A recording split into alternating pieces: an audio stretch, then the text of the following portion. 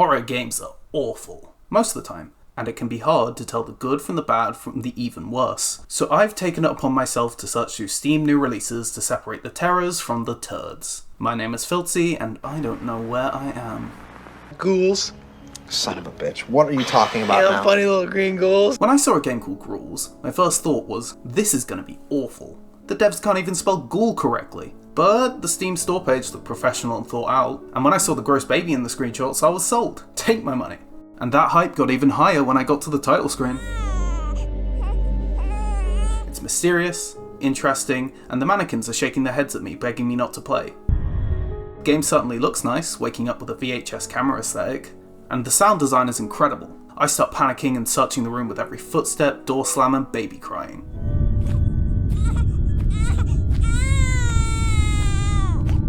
Ew. The spooks don't stop as a mysterious figure opens the door out the basement and throws his ball at me. Very rude. I go to give this mysterious bastard a piece of my mind and he slams the door in my face. I can't open it. I press every button but nothing. As at this point I checked the controls and saw key bindings for several things that I could not do. This is a game engine template, isn't it? Still, I press on, hopeful. Using pre-made assets or templates doesn't mean a game can't be good, they're there to be used. Now, how do I leave this basement? Clearly not the door, and this giant, weird baby doesn't seem to want to help me. Prick. I was stuck here for 20 minutes. 20 minutes of looking around for something, anything, that I could interact with. The game's description mentioned finding body parts, and maybe I find this mannequin's missing arm? No. There's this thing that looks like a button. Not that. No. As it turns out, the intended solution for the very first room in the game is to take the 3 grabbable objects and drag them over to this random mat on the floor.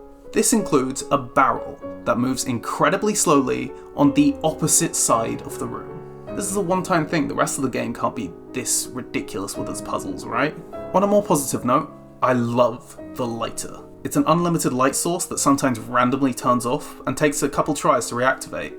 Just like a real lighter. Every time this little bugger shuts off, it's like my primal brain activates as I madly try and get my vision back before something gets me. And with the constant noise, it always feels like something's out to get me. I see a painting I can inspect, I check the back, and there's a code, 1181. Easy, there's a keypad in front of the code, so I type it in. Nope. Guess that's too easy, but maybe it's a code for something else. I find a padlock soon, and I type the code in there too. No, there's another code next to it, 1511. Also does not work. Luckily, the room has another code that actually does work. What's with all these non-working codes and why do they have so many ones? And then I find another painting with a code on the back, and that's when I realize it. The lines were not ones, they were missing digits. Use a cross, a blank space, anything but a vertical line. And just to make me feel a little bit worse, the last number actually is a 1. But at this point, despite the bad puzzles, I'm still creeped out. Every time I pass a mannequin, I have to triple check it to make sure it doesn't move on me. But eventually, a real jump scare happens. And it dawns on me. I'm in no real danger. This is just a glorified haunted house with monsters that'll jump out to shock you and then immediately piss off. Now, not being in danger in a horror game isn't a bad thing. Amnesia is one of my favourite horror games, and some of its best moments come when the monster isn't actually there. But here's the thing, you gotta trick the player into thinking there is something there, because the second they realise that they're safe, all that tension is gone. From the moment I noticed this, I stopped checking mannequins, I stopped panicking, I felt calm, I felt serene, I felt bored. I just kept doing my little jobs around the house. It became a puzzle game that occasionally yelled at me. And the more I played, the more boring it got as the puzzles were still bad, and when I finally decided to take a break from the monotony, I came back and realised the game has 0 save feature, and I was not going to put myself through it again. I paid real money for this. Grouls gets a gold-plated turd out of 10. If you've enjoyed the video so far, please consider liking and subscribing. Electronic characters here do get a bit quirky at night. Uncle Chuck Incorporated is a new addition to the bastion of quality that is Mascot horror, the genre that made horror kid-friendly. Coraline did it first. The game's also a demo. I couldn't decide if I wanted to include demos or not, but I decided that if I'm trying to find new games, then demos is probably going to have to be part of that. I'm also not a huge Mascot horror fan. I only ever really liked Five Nights at Freddy's, and that's mostly because I was the right age when it came out. Still, giving it a fair shot, I start the game, open my inventory, and you've got to be kidding me. I swear to God this was not intentional. It just happened that the first 2 games I picked this week used the exact same horror game template. At least in this game, the inventory systems are used slightly better, with the Resident Evil style inventory management and crafting systems. The game looks fine, the models aren't all that detailed, but the areas are nicely decorated, although it's weird that this is supposed to be a company headquarters when it just looks like someone's house. Gameplay is pretty standard horror affair: find a key, open a door, wash, rinse, repeat. You do have a limited flashlight, although the demo is so short that it barely matters, but at least you can see where their idea of balancing comes from, as every room has a light switch on it that once you find, you can turn off your flashlight. This could be a cool balancing act, as full room lights make it easier to see but harder to hide. But I'm not sure if the AI is sophisticated enough for this to work properly, but it's a demo and hopefully on full release it would. That reminds me, this game has a real, credible threat. A Bigfoot looking guy who I have to assume is Uncle Charles himself. If there's one thing I can say about Chuck, it's that he likes to talk. I will find you. Where have you gone? The second he spawns, he spouts a line every few seconds. Now, the monster talking to you can be scary, but it should be used sparingly. It also helps if the monster doesn't sound like Zurg from Toy Story. Once Uncle Charlie appears, it really highlights how much this level design sucks. The game is 90% hallway, so you can't actually get past him. So you just sit and wait in one of the rooms for him to pass by and then make a mad dash wherever you wanted to go. I got caught once, and to be fair, it did make me jump. Also, I died instantly, so I guess all those healing items they gave me are useless. And then after death, I'm booted right to the start. But that's to be expected because it's a demo. But as a general rule for horror games, the more you replay, the less scary it gets. It also gave me the opportunity to cheat by using keypad codes I'd already found to skip some of the backtracking, allowing me to escape with the VHS tape I went in to find. We never get to see what's on it, but we do get a little bit of lore and notes that I found.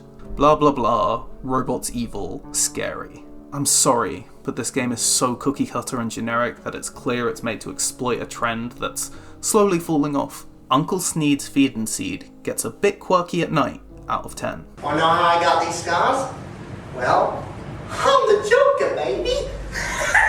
TAMU is yet another retro-style indie horror game based around viral, scary social media posts. Even the main menu has you on your phone looking at a video you've probably seen before, and you begin the game by going to sleep. Finally, a game about the horror of doom scrolling.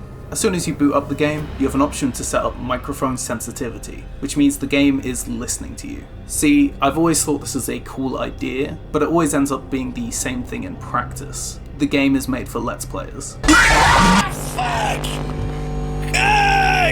I'm not sure the average person is screaming when they're scared in a horror game. You'll jump, your heart will stop beating, maybe you'll start breathing a little heavier, but are you screaming when you're on your own? After spawning in, the first thing I hear are giant footsteps, so I panic, I look around, and Jesus!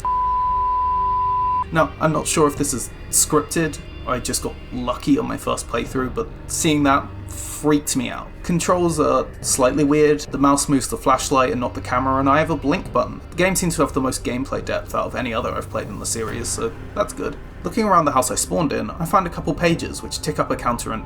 Is this game Slender? Am I playing Gen Alpha Slender? Well, time to hunt them pages. I wait for the footsteps to get quieter, open up the door, and there's another thing. I repeat, there are 2 things and they're gonna get me. Is that Siren Head? Did they put Siren Head in the game in 2024? So I run to the first thing I can find, and it's a sewer. A sewer that's knee-deep in blood and corpses. Oh joy. The sewer's basically a long maze, and I'm not seeing any pages, but there's no creepy spider people, so I feel pretty good. There are lockers though, and I'm prompted to hide, but from what? What's that splashing? Oh, it's coming. So I hide in the locker and he comes and stares at me angrily.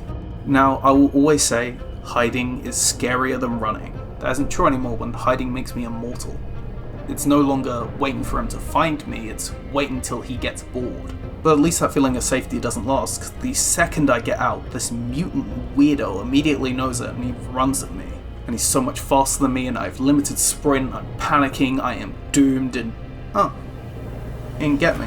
His attacks stop him completely, so you can just walk away forever, you don't even need to run. So the scary sewer turns into a long maze with a silly friend who likes splashing you with the red water. But like I said before, couldn't find any pages.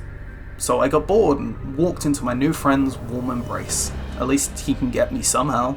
New life, no objective. I find some car keys in my house, an engine right outside, and I go towards the car listed on my map. I open her up, put the engine in, and the world's fastest clown gets me. Jesus, how am I supposed to avoid that? Maybe I was in the same place for too long? This time I'll keep moving. He got me again, the prick. It's exactly what I was scared of. This game was made for Let's Players, which means frustrating difficulty to get the funny jump scare and put it in the thumbnail. I should also mention this point, something that I only noticed upon reviewing the footage. The game actually does tell you how to defeat the clown, but the text shows up for such a short amount of time that I couldn't read it in the moment. Going back to the menu, I noticed that the game actually has different objectives. One of them is to escape through the sewers. Turns out I was looking for the wrong thing the first time I went through. So, me and my new sewer bestie walk around for a bit, and I get out, no problem. Maybe at some point I'll play more in the future, but for right now this isn't the game for me. I give TAMU a creepypasta out of 10.